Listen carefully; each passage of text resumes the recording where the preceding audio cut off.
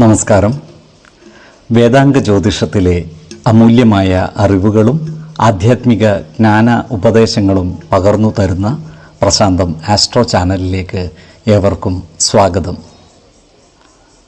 ഈ ചാനൽ ഇതുവരെയും സബ്സ്ക്രൈബ് ചെയ്യാത്തവർ ഇപ്പോൾ തന്നെ സബ്സ്ക്രൈബ് ചെയ്യുക. നോട്ടിഫിക്കേഷൻ ലഭിക്കുന്നതിനായി ബെൽ ബട്ടൺ അമർത്തുമല്ലോ. ഒപ്പം ചാനൽ ലൈക്ക് ചെയ്യുക, ഷെയർ ചെയ്യുക, കമൻറ്റ് ചെയ്യുക.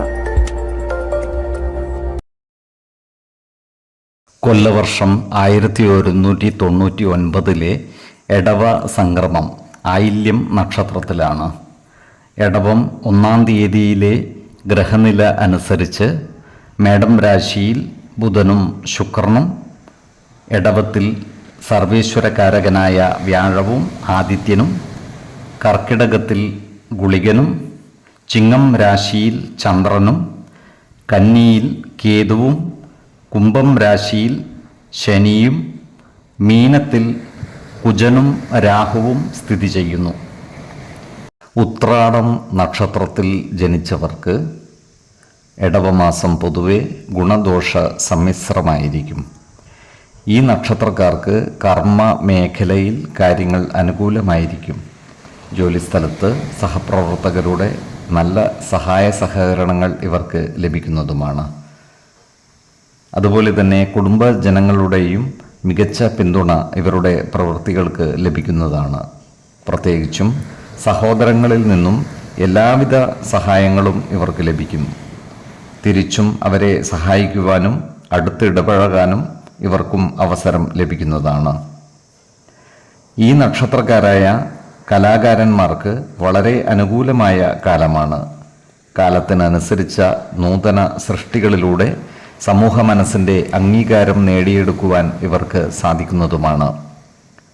ജനമധ്യത്തിൽ ഇവരുടെ പേരും പ്രശസ്തിയും വർദ്ധിക്കുന്നതുമാണ്. ഇവർ ഉയർന്ന പദവികളിലേക്ക് എത്തിച്ചേരുകയും ചെയ്യും. അതുപോലെ തന്നെ ഈ നക്ഷത്രക്കാർക്ക് പുതിയ വാഹനങ്ങൾ കൈവശം വന്നു ചേരുവാനുള്ള യോഗം കാണുന്നുണ്ട്.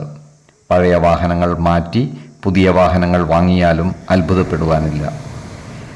ഈ നക്ഷത്രക്കാർക്ക് സുഹൃത്തുക്കളുടെ വഞ്ചനാപരമായ പെരുമാറ്റത്താൽ വലിയ സാമ്പത്തിക ബാധ്യത വന്നു ചേരുവാനുള്ള സാധ്യതകൾ കാണുന്നുണ്ട്. അതിനാൽ സുഹൃത്തുക്കളുമായി ചേർന്നുള്ള ഏതുതരം ഇടപാടുകളിലും അതീവ ജാഗ്രത പുലർത്തേണ്ടതാണ്. സുഹൃത്തുക്കളെ പൂർണ്ണമായും വിശ്വസിച്ച് ഒരു കാര്യവും ഏറ്റെടുക്കുവാൻ പാടില്ല. ഏതൊരു കാര്യം ചെയ്യുമ്പോഴും അതിൻ്റെ വരും വരായികകളും നിയമ സാധുതകളും മനസ്സിലാക്കി മുന്നോട്ട് നീങ്ങുന്നതാണ് ഗുണകരമാവുക.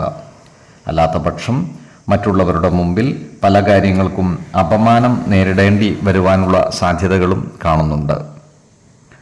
എല്ലാ പ്രതിസന്ധികളെയും ആത്മവിശ്വാസത്തോടെ തരണം ചെയ്ത് മുന്നോട്ട് നീങ്ങേണ്ടതുമാണ്.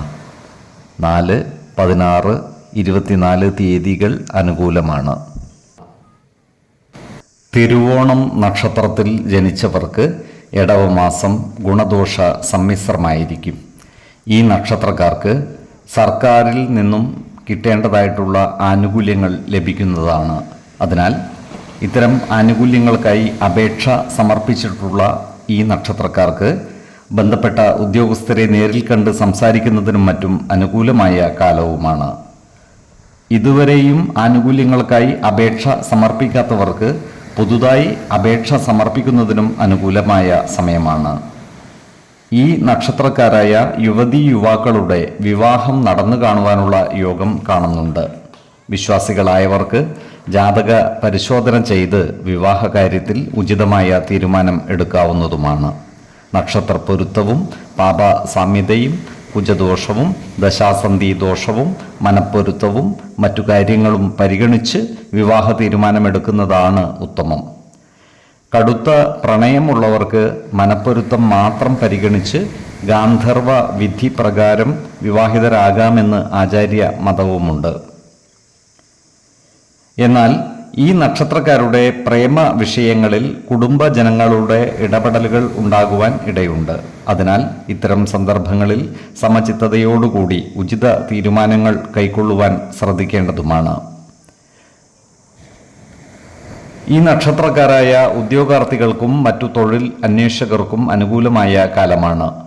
സർക്കാർ അർദ്ധ സർക്കാർ സ്ഥാപനങ്ങളിലോ മറ്റു സ്വകാര്യ സ്ഥാപനങ്ങളിലോ ഇവർക്ക് ജോലി ലഭിക്കുന്നതുമാണ്. ഗുരുതുല്യരുടെ വിയോഗം ഈ നക്ഷത്രക്കാരുടെ മനസ്സിനെ അസ്വസ്ഥമാക്കുവാൻ ഇടയുണ്ട്. അതുപോലെ ഇവർക്ക് അപ്രതീക്ഷിതങ്ങളായ ചില അപകടങ്ങൾ വന്നു ചേരുവാനുള്ള സാധ്യതകളും കാണുന്നുണ്ട്. അതിനാൽ വാഹനങ്ങളും മറ്റും ഓടിക്കുന്നവർ റോഡ് നിയമം പൂർണ്ണമായും പാലിക്കേണ്ടതും അമിത വേഗത നിയന്ത്രിച്ചു നിർത്തേണ്ടതുമാണ്.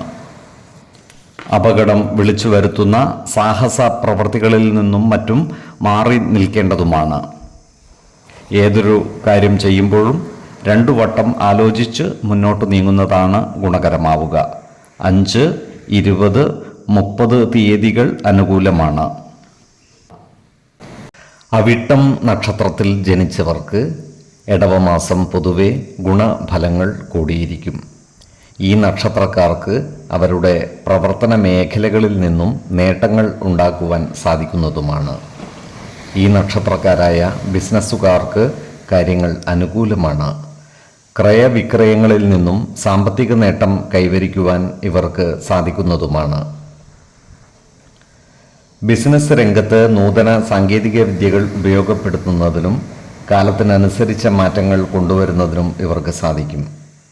ഈ നക്ഷത്രക്കാർ അവരുടെ കാര്യം നേടിയെടുക്കുന്നതിനായി ഏത് മാർഗവും സ്വീകരിക്കുവാനുള്ള സാധ്യതകളും കാണുന്നുണ്ട്. ഇവർ ഏർപ്പെട്ടിട്ടുള്ള എഗ്രിമെൻറ്റുകൾ മുഖാന്തിരം കിട്ടുവാനുള്ള പണം കൈവശം വന്നു ചേരുവാനുള്ള യോഗവും കാണുന്നുണ്ട്. എന്നാൽ സാമ്പത്തിക കാര്യങ്ങൾ കൈകാര്യം ചെയ്യുമ്പോൾ അതീവ ശ്രദ്ധ പുലർത്തുന്നത് ഗുണകരമായിരിക്കും. വരവ് ചെലവ് കണക്കുകൾ കൃത്യമായി സൂക്ഷിക്കുകയും അനാവശ്യ ചിലവുകൾ നിയന്ത്രിച്ച് നിർത്തുകയും വേണം. ഈ നക്ഷത്രക്കാർ അവരുടെ കുടുംബ കാര്യങ്ങളിൽ കൂടുതൽ ശ്രദ്ധ പുലർത്തുന്നതായി കാണാം. കുടുംബജനങ്ങളുടെ ഇഷ്ടാനിഷ്ടങ്ങൾക്കനുസരിച്ച് പ്രവർത്തിക്കുവാൻ ഇവർ മനസ്സു കാണിക്കുന്നതുമാണ്. കുടുംബകാര്യങ്ങളിൽ ഇടപെടുവാനും എല്ലാ കാര്യങ്ങളെയും നിയന്ത്രിക്കുവാനും ഇവർ പരിശ്രമിക്കുന്നതാണ്. എന്നാൽ അനാവശ്യ ഇടപെടലുകളും ഭാഷണങ്ങളും ഒഴിവാക്കി മുന്നോട്ട് നീങ്ങുവാൻ പ്രത്യേകം ശ്രദ്ധിക്കേണ്ടതുമാണ്. അതുപോലെ ഈ നക്ഷത്രക്കാർ ജോലിസ്ഥലത്തും ജാഗ്രത പാലിക്കേണ്ടതാണ്. അപ്രതീക്ഷിതമായ കാരണങ്ങളാൽ ജോലിയിൽ നിന്നും സസ്പെൻഷൻ വരെ വന്നു ചേരുവാനുള്ള സാധ്യതകളും കാണുന്നുണ്ട്. അതിനാൽ സഹപ്രവർത്തകരുടെയും മേലധികാരികളുടെയും അനിഷ്ടത്തിന് പാത്രമാകാതെ സൂക്ഷിക്കേണ്ടതാണ്. നല്ല വാക്കുകളിലൂടെയും പ്രവൃത്തികളിലൂടെയും എല്ലാവരുടെയും ഇഷ്ടം നേടിയെടുക്കുവാൻ പരിശ്രമിക്കുകയും വേണം. 2, 12, 29 തീയതികൾ അനുകൂലമാണ്. ചതയം നക്ഷത്രത്തിൽ ജനിച്ചവർക്ക് ഇടവമാസം പൊതുവെ ഗുണഫലങ്ങൾ കൂടിയിരിക്കും. ഈ നക്ഷത്രക്കാർക്ക് കർമ്മ മേഖലകളിൽ കാര്യങ്ങൾ അനുകൂലമായി വരുന്നതാണ്. വാഹനങ്ങളുമായി ബന്ധപ്പെട്ട് പ്രവർത്തിക്കുന്ന ഈ നക്ഷത്രക്കാർക്ക് വരുമാന വർധനവ് ഉണ്ടാകുന്നതാണ്. വാഹനങ്ങൾ റിപ്പയർ ചെയ്യുന്നവർക്കും വാഹനങ്ങൾ വാടകയ്ക്ക് നൽകുന്നവർക്കും സാമ്പത്തിക നേട്ടം ഉണ്ടാകുന്നതാണ്. എന്നാൽ ഡ്രൈവർമാർ റോഡ് നിയമങ്ങൾ പരിപൂർണമായും പാലിച്ച് അതീവ ജാഗ്രതയോടെ വാഹനം ഓടിക്കേണ്ടതാണ്. വിദേശ രാജ്യങ്ങളിൽ ജോലി ചെയ്തു വരുന്ന ഈ നക്ഷത്രക്കാർക്ക് കാര്യങ്ങൾ അത്ര അനുകൂലമല്ല. അപ്രതീക്ഷിതമായ ചില പ്രയാസങ്ങൾ ഇവർക്ക് ജോലിസ്ഥലത്ത് നേരിടേണ്ടി വരുവാനുള്ള സാധ്യതകൾ കാണുന്നുണ്ട്. അതിനാൽ ജോലിസ്ഥലത്ത് എല്ലാവരുമായും നല്ല സ്നേഹ സൗഹൃദ ബന്ധങ്ങൾ നിലനിർത്തുവാൻ പരിശ്രമിക്കേണ്ടതാണ്.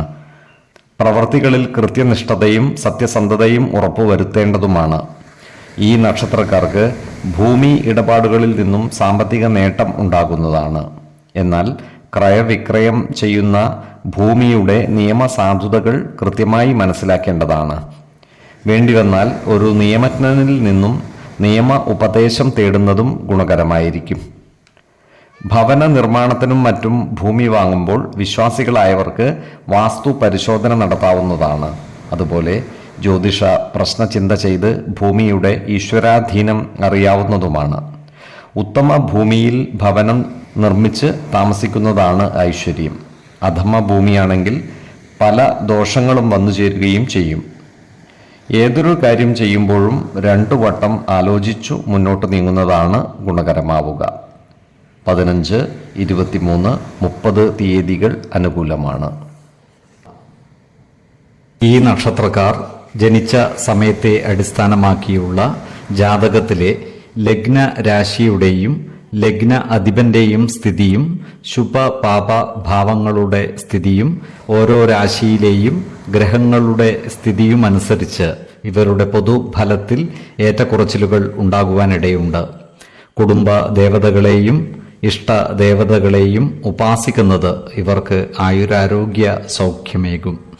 ഇഷ്ടദേവതാ മന്ത്രം 108 തവണ ദിനംതോറും ലിഖിത ജപം ചെയ്തു വരുന്നത് ഇവർക്ക് സർവ്വ ഐശ്വര്യങ്ങളുമേകും. നല്ല വ്യക്തി സാധനകളോടെയും ഉപാസനകളോടെയും മുന്നേറിയാൽ സർവേശ്വരാനുഗ്രഹത്താൽ ഇവരുടെ സർവ്വകാര്യങ്ങളും മംഗളകരമാകും. നന്ദി, നമസ്കാരം. ജ്യോതിഷരത്നം പ്രശാന്ത് കണ്ണോം.